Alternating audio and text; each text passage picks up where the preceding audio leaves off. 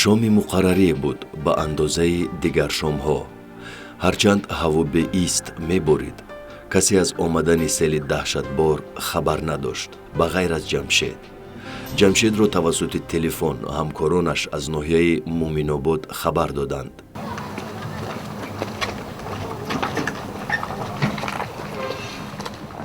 азимтарин ва қадимтарин кӯчаи шаҳри Кӯлоб, чармгарони поён. ин кӯча аз қисми шимолу шарқии шаҳр дар масири якчанд километр доман кашидааст. селоби ваҳшатбор ба якборагӣ зиёда аз 500 хонаро дар шаҳри Кӯлоб хароб кард.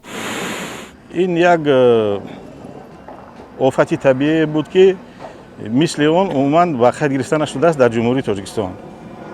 агар заминҷунбии ҳоидро ба монанди ҳамин фоҷиа агар монанд кунем, агар он аз лиҳози заминҷунбӣ, ин аз лиҳози маънави омадани сел мумкин ки дар як баробарӣ ҷойгир кунем. лашид ранг нами ой дарёи сунамиш хел ҳам хел ду мошин осмон аввалом омад. Аввалом омаду хидмат сини хона, нами хона гӯё ки пушташ сини села нами ёрдам карда якнуш хидову димиш нами хона. Ман мошина заводид кам биром, гуфтам гула санга мегирем мебуром.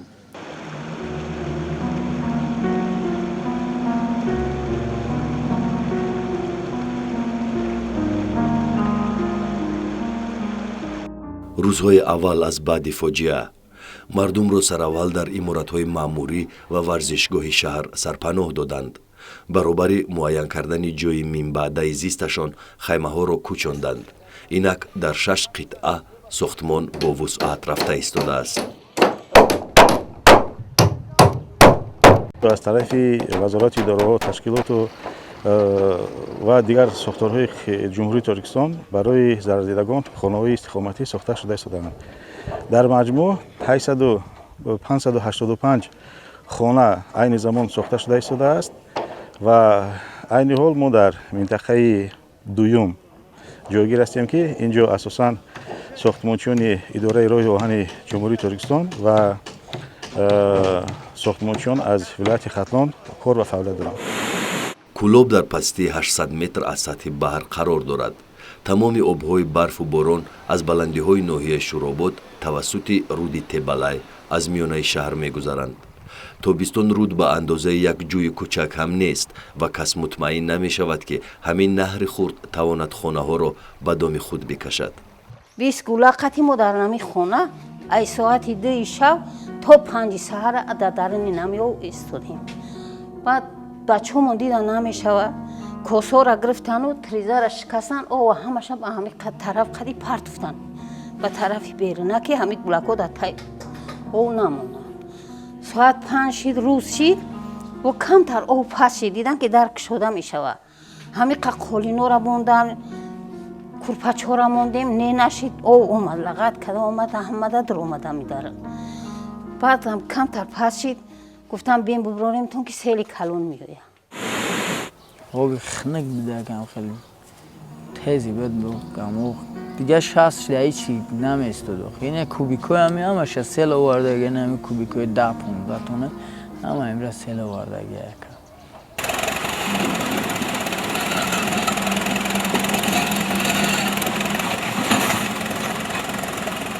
руди Тебалай ҳанӯз аз солҳои пешин дар ҳудуди шаҳри Кӯлоб аз ду ҷониб соҳилбандӣ шуда буд. дар поёнҷои руд аввал корхонаи коркарди сангу шағал фаъолият мекард. рӯзгорони тамоми сангҳои рудро ба ҳамин корхона интиқол дода масолиҳи сохтмонӣ тайёр мекарданд ва руд ҳамеша барои мавсими боришҳо омода буд. дербоз корхона аз фаъолият мондааст ва ҳамчунин шахсӣ гардидааст. аммо рудро солиёни сол тоза накардаанд, мегӯянд истиқоматкунандагони мавзеи селбурда. каналай чанд солай тозаш накарданд. нами хел ба ҳолати худаш қати нами хел ҳестод. хай сел меомад сангода, неки моро намезад. ягон вақто зарармон надода буд. ягон чин мо ай канал надидадем. моро ҳар чӣ кардин ам тарафа ки тоза накардан чӣ кардан. анам хеле шид ба ҳамин ҳолат мо гирифтор шудем. хеле як маблағи зиёд ва як қувваи бузург лозим аст ки ин сой ба тамом тоза карда шавад. ва бибинед ки барои пурра таъмир кардани сои Тебалай ва уна бехавф кардан ҳам вақти зиёд дар кор аст, зеро ки аз қисмати پولی که در اونجا از نزدیکی اکناف بازار سخاوت شهر کولوب میگذرد، از اون قسمت پایان و قسمت بالا زیاد خانه ها باید کوچانیده شوند. تو هنوز وحشت سیلاب مرگاور در عمق نگاه آدمان پیداست. شب 7 مای ساعت‌های 1:30 شب فاجعه رخ زد. در برابر این آفت طبیعی کمیته حالت‌های فوق‌العاده نیز عاجزی کشید. رئیس کنونی شهر کولوب ساعت‌های 3 شب برای کمک به قسم حربی در کولوب مستقر گردیده فدراسیای روسیه شتافت. بعد گفتگوها برای نجات آدمان تکنیک زیر پوش حربی را به کار انداختند.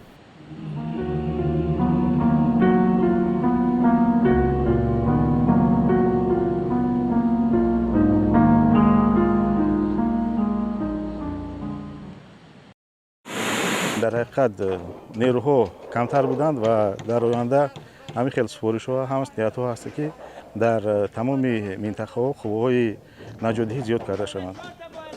رئیس فعلی شهر کولوب از پیشه مهندسی واقف است و او چند سال پیش خوف سیل را احتمال میزد. ما حس میکنم وجدان تمام انجینرم میدونیم که این چیز خیلی این خیلی بدبخت شما نمی‌تونید. طبق تکاپوها بالاخره برای تازه کردن نهر سال 2008 3 میلیون سومانی جدا شد که تنها 1.5 کیلومتر نهر با این مقدار مبلغ مستحکم گردید. عکس‌ها نیز محفوظند اما مبلغ ناکفایه بود میگوید رئیس شهر. ما در مقدار 15 میلیون در کار دنیا هم 3 میلیون هم 3 میلیون ولی پول نیست دیگر نیست. بودجه جمهوری هم مخاطب باید وضع میدهیم. واقعا در قسم بالایی رود ساحل را یکم مستحکم کرده بودند اما قسم پایانی نهر تا حد پر شده بود که حتی از غفلت ماندگی درختها در داخلش رویده بودند ثابت میکنند آدمان. پر شده بود همون طرف یک وجه انا خیلی یک وجه مونده بود یا نمونده بود. انا می قحولت بود که همه خیلی سیل اومد اینا چند پیش ای سیل بود 3 باری دیگه اومد زد او طرف زد پایانو را زد لیکن ما دست نبر اومد. 3 روز پیش دکس میگم همینجا اومد مرا پرسید ما گفتم که یک روز اومدن یک وقت یک تراکتور یک بولدوزر آوردن گفتم همینجا تازه کردن تا ساعت یگه دیگه همون رفتگیشون تماما دیگه سنی همیشه نیومدن.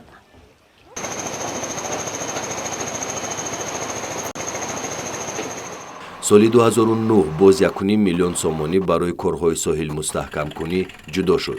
رئیس شهر میگوید که از این مقدار مبلغ 1,200,000 سومانیش در مسافه 300 متر الکی مصرف گردیده است. طول چند سال صاحب استقلالی کولوب یک چند رئیسان را دیده است میگویند آدمان اما هیچ کدام از آنها متوجه این مسئله نبودند و یک نتیجه کارشان بنیاد خانه های شخصی با حشمت است. رئیس کنونی باشد میگوید که این گفته ها به او ربط ندارند زیرا هنوز هم در خانه مقرری سر اهالی زندگی دارد. اگر نهر تازه می بود هم فلاکت حتما رخ میداد زیرا حجم آب از روی تدقیق کارشناسان 15 میلیون کوب را تشکیل کرده است که بدین حجم رود نمی توانست با همه پهناییش آب را غنجاند اما در صورت تازه بودن نهر ضرر آفت شاید تدریجا کم میشد میگویند متخصصان.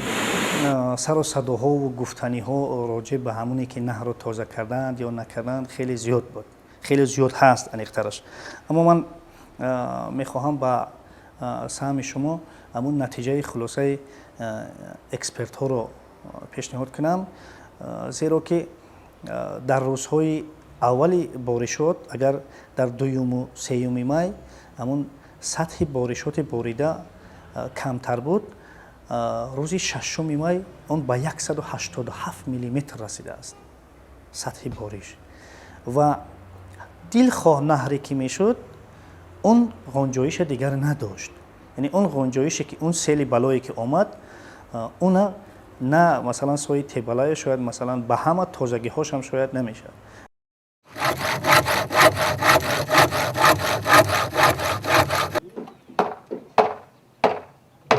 حالا از تمام کارخانه و مؤسسات، وزارت و مقامات و شرکت و جمعیت‌های سهامی در 6 قطعه ساختمانی برای ضرر برداشتگان آفت طبیعی خانه می‌سازند.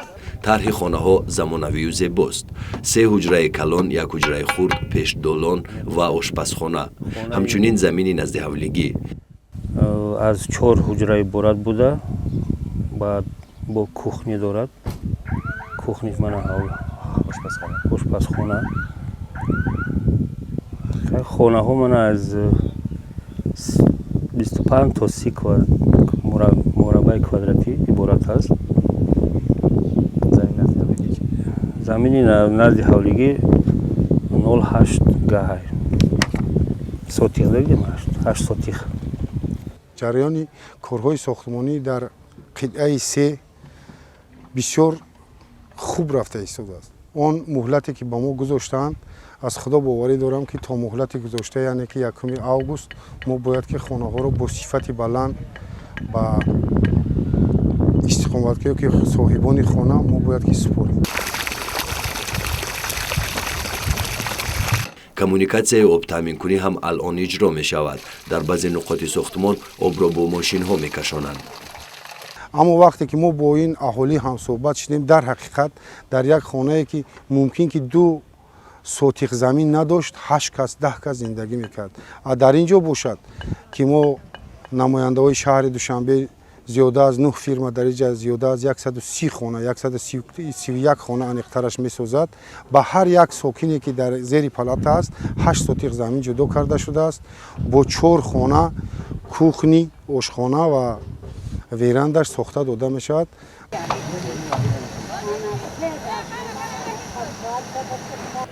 در حال بعد فوجیه رئیس جمهور امام علی رحمان به کلوب سفر کرد. واکنش پرزیدنت هنوز هم در خاطر مردمی رنج کشیده نقش بسته است.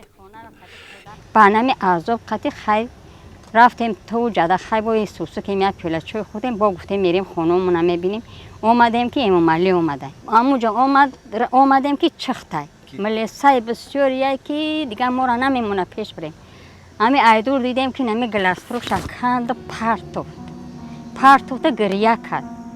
هممون گریستیم. اکو روزی یک گریه یوخی. این مردو در تای اولوی خو مرده کما ننتر گلاس فروش کند و ننتر پرتوفت. دیگه نمیدونم ما را راه ندادن که خریبی دبریم.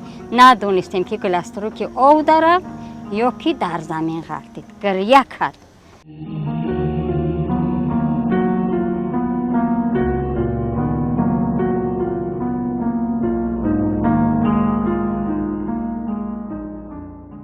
این پیرزن یکی از چندین نفران است که دهشت آفت طبیعی را با چشم سر دیده است. خونه نمتر پرمشه جوگای خون روی او میخیزه. دیگه برآمدیم دیگه رای نیست خک روی حولی برآمده نمیشه. او یک تبه حولی رفته است. بعد همونجا یه دولون بگم که همونجا یه دیوان بولشتم موندگی. بعد طوری هم دیوان در برآمدیم.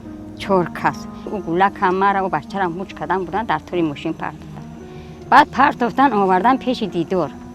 دیگه ای سیل ماشین را گشته نمیتونه. دیگه ای گریه و این کلمه گوی این خداگوی یه روزی و سریلیش پویلیش.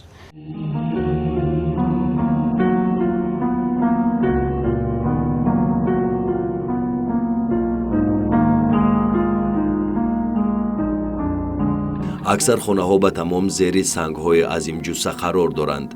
نشانه های روز و روزگاران آدمان سر هر قدم پیداست. راه و پیرها و در و دیوارها ولنگارند. هر بهار به خانه هایی که نزدیک به ساحلند کم کمک آب می در آمد، لیکن نه به این حد. از چند سمت خوف داریم. هم از رودخانه یخسو، هم در جماعت دهنه. در رودخانه یخسو مثلا قطقه رودخانه یخسو خوجگی به نام همدانی خیلی اون روستایی نزدی ساحل خیلی در سر خوفان. در جماعت دهاتی دهنه که یک شاخه یک رودخانه دیگر از اونجا میگذرد و باید بگویم که این سیل در دهنه خیلی خسارات بزرگ به میان آورد و امروز هم اونجا کارهای بنیادکاری ادامه دارند. در خودی مثلا جماعت زیرکی هم خیلی که یک نهر از اونجا میگذرد، خیلی یک خوف کلان در اونجا هم ارزی هستی دارد و در جماعت کلوب هم که هست از همون رودخانه یخسو.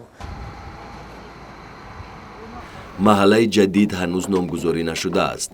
اگر 534 خانه قسماً و کاملاً ضرر دیده باشد، این زمان 585 خانه بنیاد می‌گردد. 21 خانه دیگر علاوه برای آنانی که نزدیکانشان را شب فاجعه از دست دادند. ҳамчунин барои оилаҳои нисбатан калон замини назди ҳавлигӣ ҷудо мешавад. Оилаҳое ки талафоти ҷонӣ дидаанд бо ихтиёри худ хона интихоб карданд, аммо барои дигар зарардидаҳо қуръапартоиро роҳандозӣ намуданд. дар ин қуръапартоӣ мушаххас шуд ки масалан ҳама он мардуме ки офатзада аст ба тариқи шаффоф хонаҳои худа аниқтараш шаҳодатномаҳои муваққатии худа соҳибӣ шуданд. Аммо бибинед ки боз ҳам ба хотири ҳамин таъмини шаффофият боз ҳам аз ғирбол гузаронидан ва боз ҳам масалан таъмини ҳамун адолатро боз комиссион кор кард ва гурӯҳҳои корӣ бори дигар санҷиш гузаронданд. Ман бояд зикр кунам ки дар ҳайати ин гурӯҳ аз мақомоти иҷроии ҳокимияти давлатии шаҳри Кӯлоб, аз ҳайати вукалои кӯчаҳо, мақомоти ҳифзи ҳуқуқ, дигар ниҳодҳо ва дигар сохторҳо шомиланд ва ҳадафи онҳо танҳо шаффофият таъмин кардан аст. офати табиӣ ба буҷаи кишвар ҳисороти зиёдеро ворид кард. ҳамон шаб сели пурдаҳшат мисли аждаҳо дар масофаи байни ноҳияи Шурободу Кӯлоб 15 кӯпруки азимро хароб кард. дар вилояти Хатлон зиёда аз 800 хона куллан ва қисман хароб гардид. риштаи ҳаёти 22 нафар бар асари офати табиӣ дар вилояти Хатлон канда шуд. дар шаҳри Кӯлоб нишондодҳои оморӣ баронанд ки 13 нафар ба ҳалокат расидаву 1 нафар то ва ҳол беному нишон аст. ин марди миёнасол ҳамсарашро аз даст дод. 30 соли зиндагонӣ бо ҳам дар як миша задан ба беҳамӣ овард ӯро. ҳар кас ҳар хел спасат кардан ва хона да ки медорен сел ғад мекунад дига баромадан наметавонам. вақти сел меам мошина ки мевардора бланди 3 метр да метарсан хона медорен. баъд хонаро канда та мебарашон дихтарча. не дихтарча майчанд я 5-6 хона поён меброя мехапанашон. то ҳанӯз бовараш нест ки ҳамсарашро дигар нахоҳад дид. мегӯяд ки бо ошиқиҳои зиёде хонадор шудем. шукронаи худои таоло мегӯм ки чизе мо дидем худо ки душмани каса нишон надод.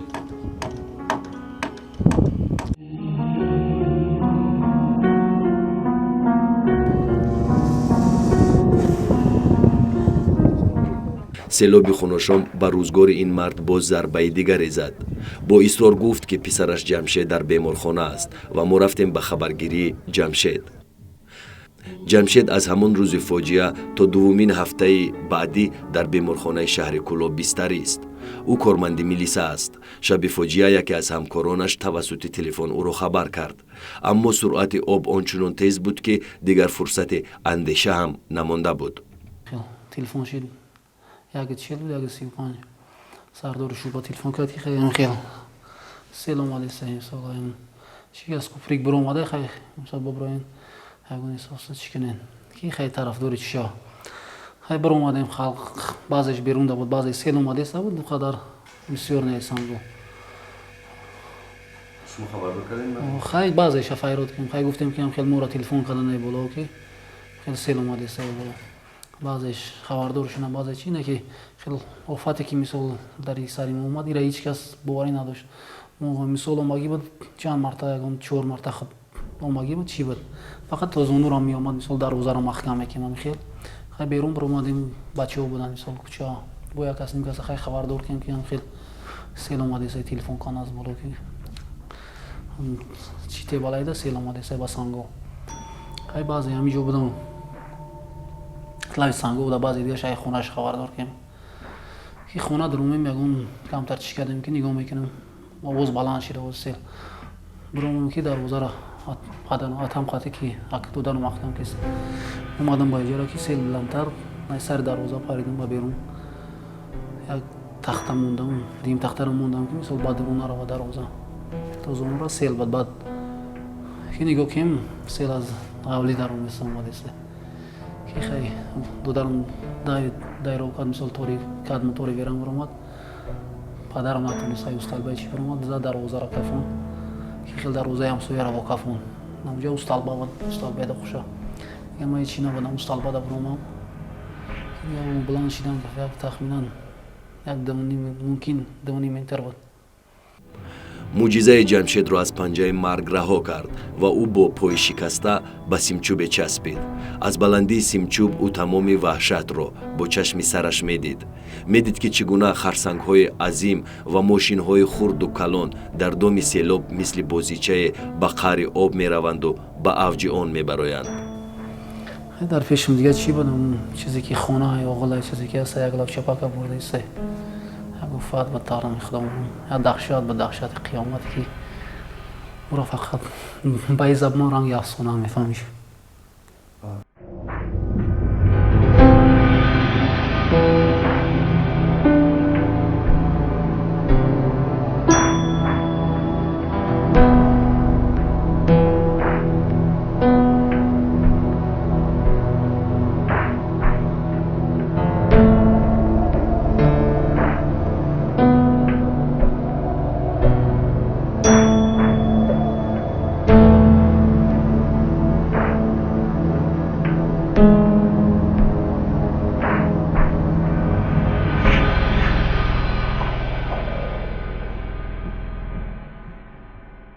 ҷамшед ёд надорад ки пояш дар кадомин лаҳзаи шаб осеб дидааст.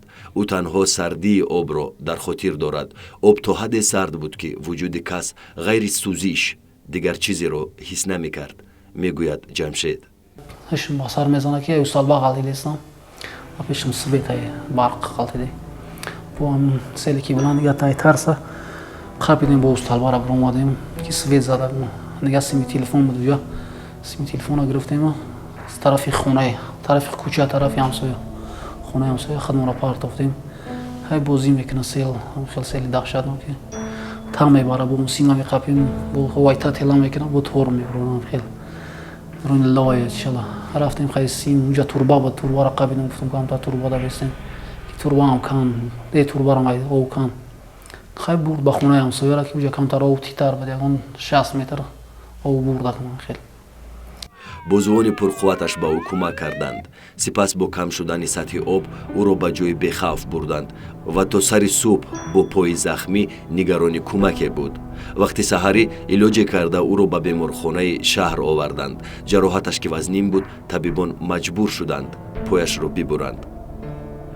дар миёнаи хаймаҳо ки атрофашон шабонарӯзи корҳои сохтмонӣ меравад, ҳамқисматони ҷамшед зиёданд. амирхон қурбонов, сокини кӯчаи чармгарони поёни шаҳри Кӯлоб, дар ҳавлии ин мард 5 оила зиндагонӣ мекард. ин марди солманд набираашро аз даст дод. писараш Толибҷон ҳанӯз ҳам аз мусибати гузаштани фарзандаш ба худ наомадааст. духтари ин мард Фирӯза дар Федератсияи Русия кор мекард. Фирӯза ду фарзандашро дар хонаи падар монда ба муҳоҷирати меҳнатӣ рафта буд. оби сел ҳар ду фарзандони Фирӯзаро ба коми марг кашид. модарашон дар хиди Москва буд. хай гӯд амонат хай ман хидм ора калон кардам ай ҳаму говара ё хидм калон кардам дек хай як ти чико мекунӣ амонат ина ҳисоби хиёнат воришид чико кунем. аз лиҳози калон будани оила амирхон қурбонов 3 сол пеш хонаи 4 ҳуҷрадореро харидорӣ кард. баъдан маълум шуд ки фиреб хӯрдааст. дар суди шаҳри Кӯлоб масъалаи хариду фурӯш ва моҷарои ин хона матраҳ шуд. судя Раҳимов Шарифхон ваъда кардааст ки маблағашро ҳатман ҷавобгарон дар доираи қонун пас мегардонанд, мегӯяд ӯ, аммо то ҳанӯз ҷуброни маблағи барфану рафтаашро пас нагирифтааст. ҳамон одаме ки хонаро фурӯхт грех гашт. ауш дар Лелинобод буда баъди 6 сол омадан. баъди 6 сол омадан анамо хонара ман намедонам чӣ хел суди несправедливае ки 6 сол пас бояд 5-6 мода биё хай талаб 6 сол гирехтан хай малайса дам дода чӣ карда хай мо ҳамаш чӣ кардем ҳамаш туғри омад шоҳидо ҳамаш ҳастай сароро суд ноодамӣ карда инамира гирифтан аймод айдисмон гирифтан. хонаҳои истиқоматӣ дар 6 қитъа як зайлу зебо сохта шудаанд. сохтмони мактаб низ амалӣ мегардад. ҳамчунин мағозаву дигар нуқоти хизматрасонӣ бунёд мешавад. фурӯшандаҳо ба сохтмончиён масолиҳи худро ба таври нақдиву ғайринақдӣ пешниҳод мекунанд. буҷаи сохтмони як манзили истиқоматӣ дар ибтидо 100 000 сомониро ташкил мекард. чун нархи сӯзишворӣ ба якборагӣ боло рафт, арзиши масолиҳи сохтмонӣ ҳам тадриҷан қимат шуд. вақте ки мо ба ин ҷо омадему корро сар кардем, нақшаҳоро оварда пешкаш карданд, якбора намедонам бо чӣ сабабҳо ва мумкин ки сабабҳои инро бисёри шаҳрвандон худашон намедонад, якбора нархи сӯзишворӣ аз ҷумла керосин ва бензин аз 320 ба 4.5 расид ва ҳамаи инҳоро ба ҳама маълум аст ки инҳоро техника мерад ва мо масолеҳро дар душанбе маслиҳат кардаги будем ки масолеҳҳои ҳамин сифатҳояш баланд фақат дар ноҳияи ҳисор аст ва фақат мо боро аз ноҳияи ҳисор мегирем. Барои ҳамин боз ҷамъомад шуд, дар штаб ҷамъ шудем, то 150 000 бардоштем. комиссияи назоратӣ аз рӯи сохтмон алон ба як зумра мушкилиҳо рӯбарӯст. маълум шуд ки дар лаҳзаҳои ҳассоси баъди фоҷиа раисони маҳалҳо ба иштибоҳ роҳ доданд. миёни одамони воқеан зарар дида бознафароне пайдо шуданд ки аз ин мусибат мехостанд манфиат бардоранд, яъне бидуни қайди истиқомат азми гирифтани хонаро доштанд. чаро ин гуна шояд иштибоҳе масалан ё ки вай ба амал омад ба он хотире ки мо 3 дараҷа мардумро муайян кардем: хонаҳои пурра, хонаҳои масалан қисман иншооти ёрирасон. ва аммо бадтар маълум шуд ки масалан мо хонаҳои пурраву қисманам якҷоягӣ кунем ва иншооти ёрирасона дар алоҳидагӣ.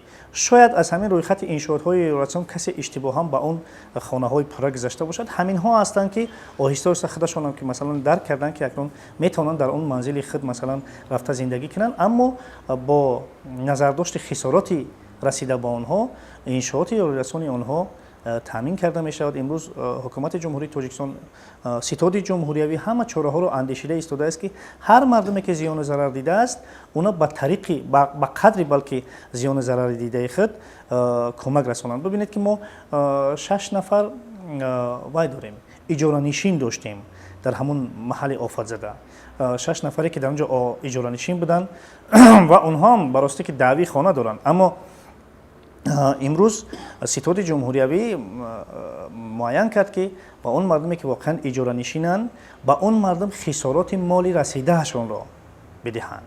яъне масалан колои онҳо агар зиён дидааст, ба онҳо колоро масалан таъмин мекунанд, аммо он хонае ки онҳо нишастанд ва масалан агар он хона зиёну зарар дидааст, албатта хона ба соҳиби хона дода мешавад. одамо дар умуман ҳамун минтақаҳои офатзада баъзе шахсоне ҳастанд ки дар қайди ҳамон мизи шиносномавӣ набуданд ва ин аз кадом лиҳоз бошад, ба бисёриҳо хонаҳои худро ба номи худ аз волидайн гирифта ба номи худ нагардондаанд ва боз дигар воқеое ҳам ҳаст ки умуман нисбати ҳисобу китоби одамон дар ҳамин мавзеи зарардида камбудиҳои бисёре ошкор карда шуд ва барои ҳамин корро дар оянда ба як тартиби муайян даровардан ман ҳамин кор ташкил карда шудааст ки ҳар як шахс нисбати дар қайд будан ё набуданаш аз мизи шиносномавӣ бояд ки мушаххас карда шавад ва ҳуҷҷатҳои лозимӣ пешниҳод карда шавад. ҷиҳати тафтиши шаффофу беиштибоҳ масъулин аз ҳукумати шаҳр дар иртибот бо комиссияи санҷишӣ корро ҷонно кардааст. ҳамарӯза шиноснома ва қайди шаҳрвандонро аз назар мегузаронанд. ин фоҷиаро намояндагони кумитаи ҳолатҳои фавқуллода баробари фалокати деҳаи шарораи ноҳияи ҳисор, фоҷиаи деҳаи гурдараи балҷувон пурғамтарин ҳодиса маҳсуб медонанд. аз ин пас дар кори наҷотбахшии одамон ба ҳангоми ҳаводиси зишти табиӣ амалиёти дастҷамъонаи чанд сохтор роҳандозӣ хоҳад шуд, мегӯянд намояндагони кумитаи ҳолатҳои фавқуллода.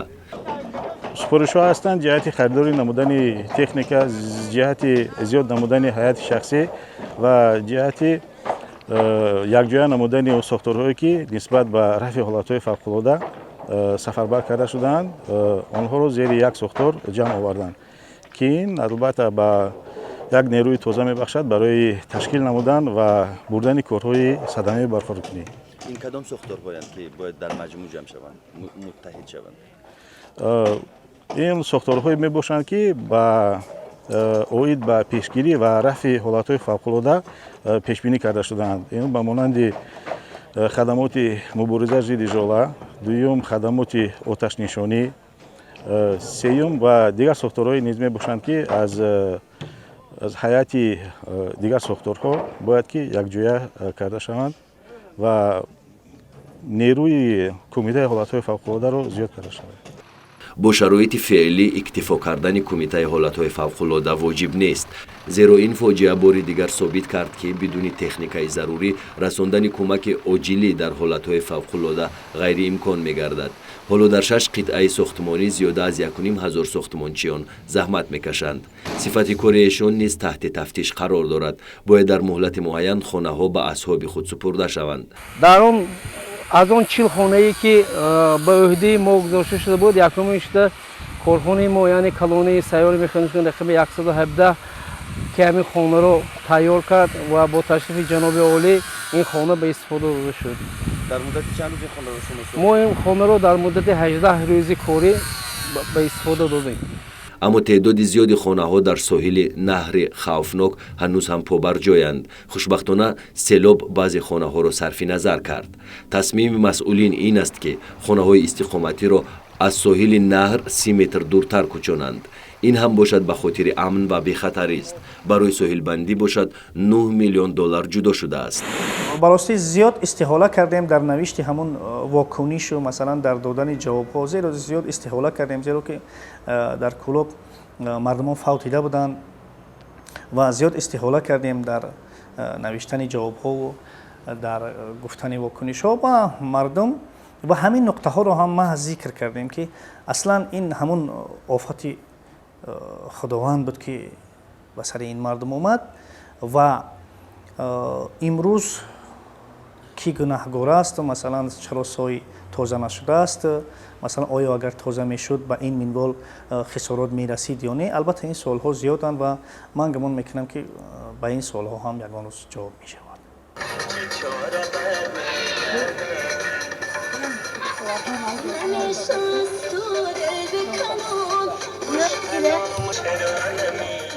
از خاطر کودکان دهشت فاجعه زدوده شده است. آنها گویا که خواب دیدند. سرگرمی بازی چگونه گذشتن روز را نمیفهمند. هر کدام برای خود خانه‌چه میسازند. وضع سانیتری مردم زیر خیمه ها تحت کنترل وزارت تندرستی قرار دارد. 3 مرحله امگذرانی برای پیشگیری بیماری پلیمیلیت پشت سر شد. صدای پوتک و اره و بل و کلند ساختمانچیان با صدای ماشین های برکش شب و روز به هوا میپیچد. نزاکت باشد از صبح صادق تا دل شب نان میپزد. پیش تنور او برای یک بریگاد عظیم ساختمانی که تقریباً 200 نفر را تشکیل میدهد نان میپزد. گناهایش بر اثر آتش سرخند و برای زحمتش پاداش نمیخواهد. او میخواهد کمک بی‌غرضانه داشته باشد به مردمی که از آفت طبیعی ضرر دیدند. او مادر است و درد همه مادران را خوب احساس میکند. توهینی که در تنور زن تاجیک آتش فروزان است، زندگی ادامه خواهد یافت، میگوید او.